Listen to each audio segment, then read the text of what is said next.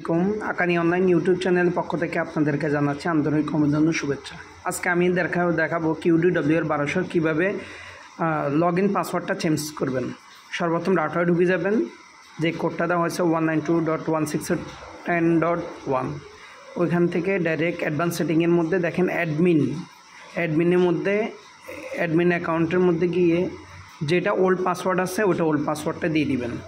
তারপর নিউ পাসওয়ার্ডের মধ্যে কমের মধ্যে 8 ডিজিট ইউজ করবেন, 8 ডিজিট ছাড়া এটা কোনো মতে কাজ করবে না।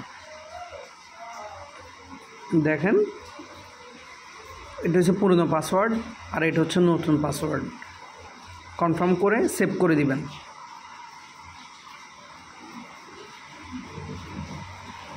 এখন নতুন পাসওয়ার্ড দিয়ে আপনি লগ ইন করতে পারবেন।